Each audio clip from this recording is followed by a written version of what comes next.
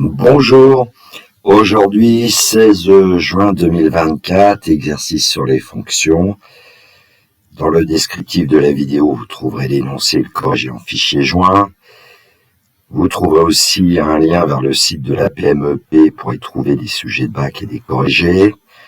Un lien vers mon blog pour y trouver divers documents et notamment les sujets corrigés des années 2021, 2022, 2023. C'était l'exercice 1 d'un sujet de bac ES Métropole juin 2017. Partie A. On considère la fonction petit h définie sur l'intervalle 0 plus l'infini fermé en 0 par h de x égale x exponentielle moins x. Question 1. Déterminer la limite de la fonction petit h en plus l'infini. Question 2. Étudier les variations de la fonction h sur l'intervalle 0 plus infini et dresser son tableau de variation. Question 3. L'objectif de cette question est de déterminer une primitive de la fonction petit h.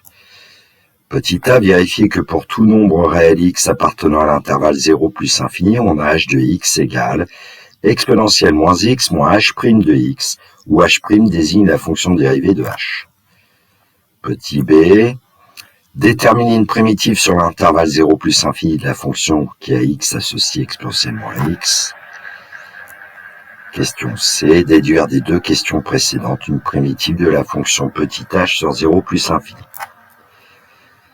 Partie B. On définit les fonctions petit f et petit g sur l'intervalle 0 plus l'infini par f de x égale x exponentielle moins x plus ln de x plus 1 et g de x égale ln de x plus 1. On note C de f et C de g, les représentations graphiques respectives des fonctions f et g dans le plan rapporté à un repère orthonormé. Ces deux courbes sont tracées en annexe. Cette annexe est à rendre avec la copie. Voici l'annexe. Le jour de l'épreuve, on peut très bien d'ailleurs utiliser sa calculatrice et représenter les courbes de f et de g sur la calculatrice. Et puis avec l'annexe, du coup, on a quasiment une fenêtre possible. Par exemple, les valeurs de x ici sur le graphique ont l'air d'être comprises entre moins 0,5 et 5,5 et les valeurs de y entre moins 0,5 et 2,5. Question 1. Pour un nombre réel x appartenant à l'intervalle 0 plus infini, on considère les points m de coordonnées x, f de x et n de coordonnées x, g de x. M et n sont donc les points d'abscisse x appartenant respectivement aux courbes c de f et c de g. Question A. Déterminer la valeur de x pour laquelle la distance mn est maximale et donner cette distance maximale. Petit b, placer sur le graphique fourni en annexe les points m et n correspondant à la valeur maximale de mn. Question 2. Souhaiter un réel appartenant à l'intervalle 0 plus infini fermé en 0. On a D de T, le domaine du plan, délimité par les courbes C de F, C de G, et par les droites d'équation x égale 0 et x égale T. Petit a, assurer le domaine D de T correspondant à la valeur T proposée sur l'annexe. Petit b, on note AT, l'aire du domaine dt, exprimé en unité d'aire. Démontrer que AT est égal à 1 moins T plus 1 divisé par exponentielle T. Petit c, calculer la limite de AT lorsque t tend vers plus infini et interpréter le résultat. Question 3, on considère le script Python suivant où grand S est un réel strictement compris entre 0 et 1. Donc on définit une fonction seuil avec pour paramètre grand S, ensuite t prend la valeur 0. Tant que 1 moins t plus 1 divisé par exponentielle t strictement inférieur à S, t prend la valeur t plus 1, et quand on sort de la boucle, ensuite, on renvoie la valeur de t. Petit a, quelle est la valeur de t renvoyée par ce script Python pour grand S égale 0,8. Petit b, quel est le rôle de ce script Python? Donc on retrouve l'annexe où, notamment, il y a ce fameux nombre petit t, qui visiblement est placé entre 3,5 et 4 ici sur la figure. Alors, il n'y avait pas de script Python dans l'énoncé original. À l'époque, c'était un algorithme, mais bon, j'ai traduit tout simplement la question 3 en utilisant un script Python. Correction, partie A, question 1. Déterminer la limite de la fonction petit h en plus l'infini. Alors, on sait que pour tout réel x de l'intervalle 0 plus infini, h de x égale x facteur d'exponentielle moins x. Alors, on cherche la limite quand x tend vers plus infini, donc le premier facteur petit x va tendre vers plus infini. Et le deuxième facteur, exponentielle moins x, se comporte comme exponentielle moins l'infini, c'est-à-dire 0. Donc, on va avoir une forme à déterminer, plus infini fois 0.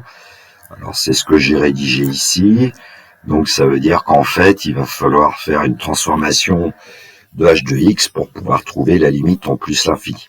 Alors, voilà ce que je propose. Je dis que h de x, c'est x exponentielle moins x. Donc, h de x, c'est aussi x divisé par exponentielle x. Ce qui permet de se ramener quasiment à une limite bien connue du cours, qui est en fait l'inverse.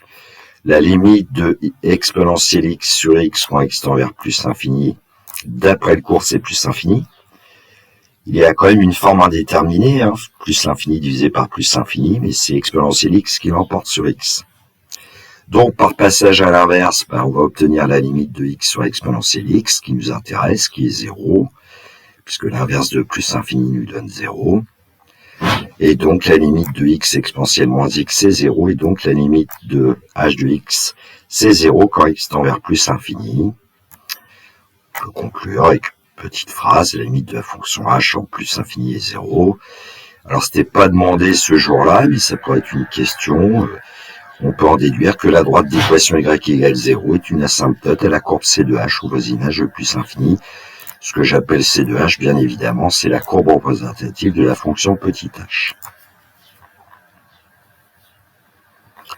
Alors, on aurait pu aussi peut-être dire, quand on avait au départ dit que la limite de petit x est plus infini, limite de exponentielle moins x est égale à 0, on aurait quasiment pu dire qu'exponentielle moins x l'emportait sur x. Et donc, on aurait obtenu la limite de x exponentielle moins x égale 0 beaucoup plus rapidement. Enfin, bon. Je ne sais pas ce qu'on peut toujours faire, c'est pas toujours clair. Voilà. Donc, j'ai préféré vous détailler la question. Question 2, étudier les variations de la fonction petit h sur l'intervalle 0 plus infini et dresser son tableau de variation. Alors, on sait que pour tout réel x de l'intervalle 0 plus infini, h de x égale x multiplié par exponentielle moins x. Petit h est le produit de deux fonctions qu'on va appeler u et v traditionnellement. Et donc, h', c'est u'v plus uv'. On applique h' de x égale 1 multiplié par exponentielle moins x plus x multiplié par moins exponentielle moins x. Que j'ai écrit 1 exponentielle moins x exponentielle moins x. Alors, je ne vais pas enlever le 1 puisque on va en avoir besoin pour factoriser. On s'aperçoit qu'exponentielle moins x apparaît dans les deux termes. On factorise par exponentielle moins x et on obtient moins x. Donc h' de x est égal à 1 moins x exponentielle moins x. Alors on sait qu'exponentielle moins x est strictement positif, donc h' de x va avoir le même signe que 1 moins x. Cherchons s'il existe des valeurs de x pour lesquelles h' de x est strictement positive. Cela nous donne un moins x strictement positif, c'est-à-dire x plus petit que 1. Et comme on travaille avec une variable x appartenant à l'intervalle 0 plus infini ici, on va pouvoir dire que h' est strictement positif sur l'intervalle 0,1, fermé en 0 ouvert en 1, h' de 1 égale 0, et h' est strictement négatif sur l'intervalle 1 plus l'infini ouvert en 1. On en déduit les variations de h. H est strictement croissante sur l'intervalle 0,1 et h est strictement décroissante sur l'intervalle 1 plus l'infini. On calcule h de 0. 0 fois exponentielle moins 0 va donner 0. On calcule h de 1. 1 multiplié par exponentielle moins 1, bah, ça donne exponentielle moins 1, qu'on peut aussi écrire 1 divisé par e. Et puis la limite de h de x quand x tend vers plus infini, on sait que c'est 0, on l'a vu tout à l'heure. Et donc on dresse le tableau de variation de la fonction h. On essaie de ne pas oublier évidemment ce qu'on pourrait appeler les valeurs remarquables, l'image de 0, l'image de 1 par h et la limite. Bon, un petit complément quand même, le jour du bac, on peut prendre sa calculatrice, tracer la courbe de h pour vérifier un petit peu tout ce qu'on a fait. J'ai d'ailleurs des élèves qui commençaient par tracer la courbe, pourquoi pas.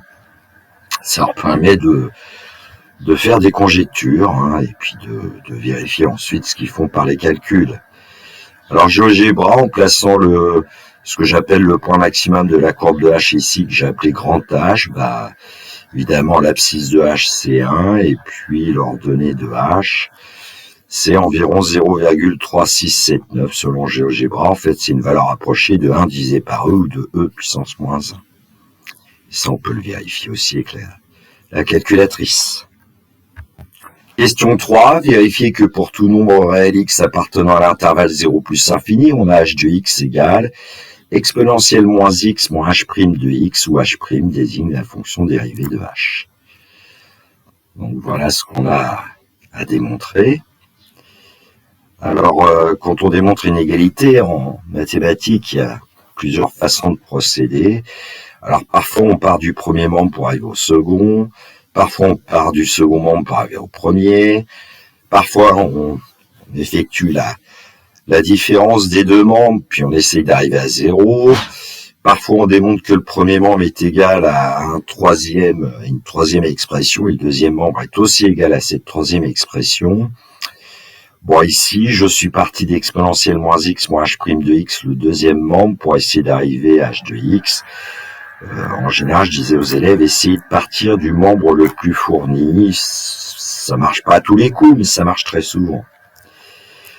Pour tout réel x de l'intervalle 0 plus infini, exponentielle moins x moins h' de x, bah, c'est exponentielle moins x moins, l'expression de h' de x, on la connaît, c'est 1 moins x exponentielle moins x. Alors, on pourrait factoriser, ici j'ai développé, parce que, bon, on voit assez rapidement qu'il va y avoir des simplifications, mais on pourrait factoriser. Et on obtient x exponentielle moins x, qui est bien égal à h de x. Et donc, on peut conclure. Pour tout réel x de l'intervalle 0 plus infini, h de x est bien égal à exponentielle moins x moins h' de x. Alors, vu la question suivante, une petite remarque. Si on veut une primitive de petit h, ça revient à trouver une primitive d'exponentielle moins x et de trouver aussi une primitive de h' de x. Mais une primitive de h' de x, c'est forcément petit h de x. Alors pourquoi il y avait eu cette partie, notamment en 2017, c'est parce que il y aurait un moyen de trouver une primitive de petit h avec le calcul intégral, et il faudrait utiliser une intégration par partie. Et les intégrations par partie n'étaient plus au programme en 2017. Question 3b. Détermine une primitive sur l'intervalle 0 plus infini de la fonction qui a x associé exponentielle moins x. Et ben, on sait qu'une fonction qui a x associé exponentielle moins x, une primitive, c'est forcément la fonction qui a x associé exponentielle moins x. Alors, je vais pas rappeler ici, mais je vais le rappeler oralement, une primitive d'exponentielle ax, c'est 1 sur a exponentielle à x, évidemment, quand petit a n'est pas égal à 0. Et 1 divisé par moins 1, ça donne moins 1. Alors, bien évidemment, il y a d'autres façons de procéder, mais je pense que c'est ce qui est le plus simple. Essayer de savoir qu'une primitive d'exponentielle à x, c'est 1 sur a exponentielle à x. On a aussi une primitive d'exponentielle ax plus b, c'est 1 sur a exponentielle à x plus b. Bon, après, on peut aller chercher ce que j'appelle, entre guillemets, le bazooka, c'est-à-dire essayer de trouver une primitive de u' exponentielle u. Question 3c. Déduire des deux questions précédentes une primitive de la fonction petit h sur l'intervalle 0 plus infini. Alors, j'ai appelé grand H une primitive quelconque de petit h sur cet intervalle. On sait que pour tout réel x de l'intervalle 0 plus infini, h de x égale exponentielle moins x moins h' de x. Donc on va, entre guillemets, primitiver, ce mot n'existe pas, en général on dit plutôt on va intégrer. Donc grand h de x égale moins exponentielle moins x, moins h de x, comme je vous l'ai expliqué tout à l'heure. Ce qui fait que grand h de x c'est moins exponentielle moins x exponentielle moins x. Et donc on l'obtient par exemple comme forme grand h de x égale moins 1 plus x exponentielle moins x, puisqu'on a mis exponentielle moins x en facteur. Alors il y a un moyen évidemment de vérifier ce qu'on a fait, c'est de prendre cette fonction et puis de la dériver. Et dans auquel cas, si on fait ce travail de vérification au brouillon, par exemple, on doit trouver que grand h' de x est égal à petit h de x, c'est-à-dire que la dérivée de moins 1 plus x exponentielle moins x, on devrait trouver x exponentielle moins x. On conclut. La fonction grand h définie sur 0 plus infini par grand h de x égale moins 1 plus x exponentielle moins x est une primitive sur 0 plus infini de la fonction petit h. Alors je rappelle qu'ici, il suffit d'ajouter une constante, une constante c, vous aurez toutes les primitives de petit h.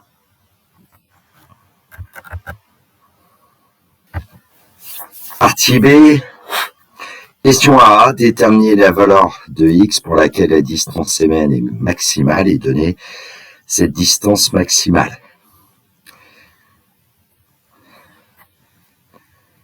Pour tout réel x de l'intervalle 0 plus infini, on va calculer f de x moins g de x, puisque f de x moins g de x va nous donner la longueur du segment mn.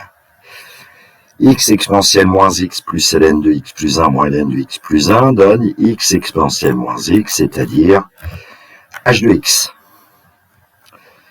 Alors on sait que h de x va être positif car x est positif, exponentielle moins x est strictement positif, donc le produit est supérieur ou égal à 0, pardon.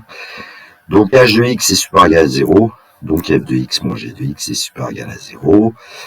J'aurais peut-être dû commencer par ça, la distance mn, c'est la valeur absolue de ym moins yn, mais comme ici ym est toujours au-dessus de yn, ça nous donne ym moins yn. F de x moins g de x, et en fait c'est h de x. Donc mn est maximal si seulement si h de x est maximal, et on a vu d'après la question de la partie A, que la valeur de h de x maximale est obtenue pour x égale à 1. Et h de 1, c'était e puissance moins 1, et donc on peut dire que la distance mn maximale obtenue pour x égale 1 est égale à e puissance moins 1. Question 1b, placer sur le graphique fourni en annexe les points m et n correspondant à la valeur maximale de mn, il suffit de tracer par exemple la droite d'équation x égale 1. Elle va couper la courbe de f en m et la courbe de g en n, et on aura la distance maximale. Alors GeoGebra annonce environ 0,368, qui est une valeur approchée bien sûr de puissance moins 1. Un peu plus tard dans la vidéo, je vous ferai voir une animation pour vérifier cette distance maximale.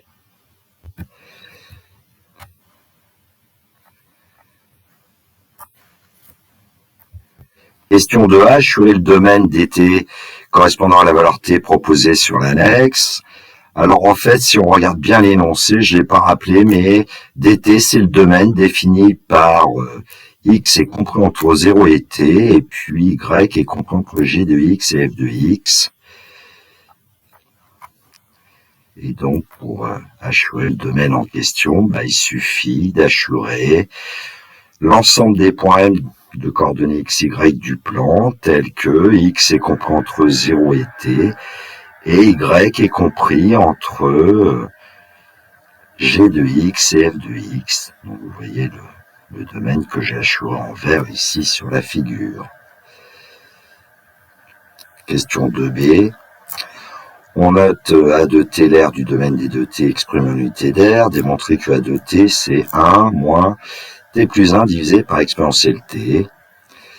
Alors on sait que A de t du coup c'est l'intégrale de 0 à t de f de x moins g de x dx. Donc A de t c'est l'intégrale de 0 à t de h de x dx. On avait vu que f de x moins g de x est égal à h de x. Et donc, on va aller chercher une primitive de petit h, grand H, et on va calculer. Et donc, A de t, c'est h de t, grand H de t, moins grand H de 0. Le calcul, A de t, c'est moins 1 plus t exponentielle moins t, moins, et là, on remplace t par 0, c'est-à-dire 1 plus 0 exponentielle moins 0. Tout calcul fait, on peut se rendre compte que le deuxième crochet ici, le deuxième terme, si on veut, c'est moins 1. Comme il y a un signe moins devant, ça lui donne 1. Et puis si on regarde le premier crochet, ça lui donne moins, et puis 1 plus t multiplié par 1 sur exponentielle t, c'est-à-dire 1 plus t plus 1, divisé par exponentielle t. Et donc finalement, A de t, c'est 1 moins t plus 1 divisé par exponentielle t. Question 2c, calculer la limite de A de t lorsque t tend vers plus infini et interpréter le résultat. Alors j'ai préféré réécrire A de t sous la forme 1 moins 1 plus t exponentielle moins t, et puis développer. Donc A de t c'est 1, de signe égal, coquille, c'est 1 moins exponentielle moins t exponentielle moins t. Alors pourquoi j'ai fait ça? C'est parce qu'on cherche la limite quand t tend vers plus infini. Et si j'avais gardé la première expression, exponentielle moins t tend vers 0, 1 plus t tend vers plus infini, on a une forme indéterminée, plus infini fois 0. Alors ici, on aura quand même une forme indéterminée pour t exponentielle moins t, mais c'est une limite qu'on a déjà calculée dans la question 1 de la partie A. Et on a vu que c'était 0. Exponentielle moins t va tendre aussi vers 0 quand t tend vers plus infini, et donc A de t va tendre vers 1. Il n'y a plus qu'à rédiger. Limite d'exponentielle moins t quand t tend vers plus infini, on sait que c'est 0. Limite de t exponentielle moins t quand t tend vers plus infini, c'est aussi 0, d'après la première question de la partie A. Et donc la limite quand t tend vers plus infini de 1 moins exponentielle moins t exponentielle moins t, c'est 1. Et donc on peut dire que la limite de A de t est 1 quand t tend vers plus infini.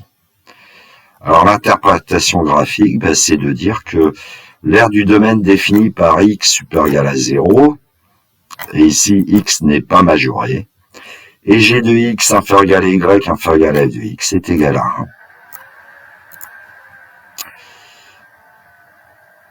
1. Donc sur la figure que nous avions, en faisant tendre t vers plus infini, le domaine qu'on avait assuré en vert va continuer à être assuré de plus en plus, mais comme les courbes de f et de g se rapprochent énormément quand t tend vers plus infini, l'aire sera finie, pourtant le domaine est infini. Et cette aire sera égale à 1, c'est-à-dire que ce sera égal à l'unité d'aire. Voilà. En fin de vidéo, je vous montrerai une réalisation dynamique avec le logiciel GeoGebra pour voir que cette aire, effectivement, semble tendre vers 1 quand t tend vers plus l'infini. Question 3. Quelle est la valeur de t renvoyée par le script Python pour s égale 0,8? Alors, j'ai rappelé quand même le script Python. Une fonction seuil avec un paramètre s, t prend la valeur 0. Alors, tant que 1 moins t plus 1 divisé par exponentielle t plus petite que s, alors je rappelle que ça c'est aussi A de t, tant que A de t est plus petit que s, t prend la valeur t plus 1. Alors si on rentre dans la boucle, évidemment t va ensuite prendre la valeur 1. Ensuite on va vérifier pour 1 est-ce que cette condition est vérifiée ou pas. Si elle n'est pas vérifiée, on va continuer, t va prendre la valeur 2, etc. Et quand la condition sera pas vérifiée, on renverra la valeur de t. Alors, en utilisant une calculatrice, ici, on n'a même pas besoin d'écrire le script Python, de le faire fonctionner avec un logiciel ou la calculatrice. Il suffit d'écrire l'expression de la fonction, 1 moins x plus 1 divisé par exponentielle x sur une machine à calculer en général. Eh bien, en calculant pour les premières valeurs de t égale 0, 1, 2, 3, eh bien, on s'aperçoit qu'en fait, grand S va dépasser 0,8 pour t égale 3. Et donc, on a la réponse, la valeur de t renvoyée par ce script Python pour S égale 0,8, c'est t égale 3. Alors, un petit complément, c'est un graphique que j'ai réalisé avec le logiciel et du Python, c'est le nuage de points, TA de t pour t entier compris entre 0 et 3. Alors j'ai utilisé le script Python précédent, mais j'ai rajouté un nuage de points avec donc ces fameux points TA de t. Donc on a 0, 0 ici, le deuxième point bleu 1 et en l'ordonnée c'est 1, c'est-à-dire environ 0,2642. Ensuite, pour t égale 2 à 2, c'est-à-dire environ 0,594, on est presque à 0,6 sur les ordonnées.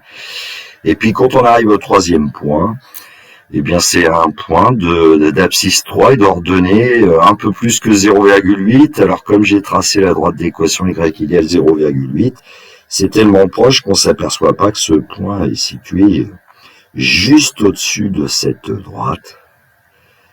Mais il l'est.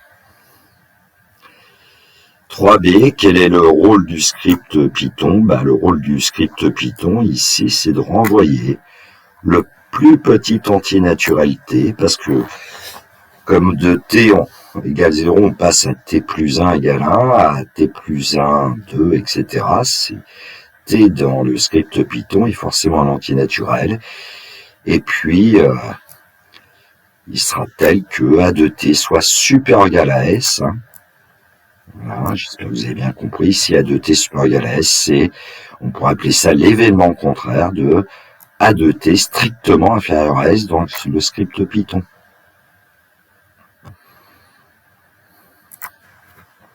Voilà. Chose promise, chose due.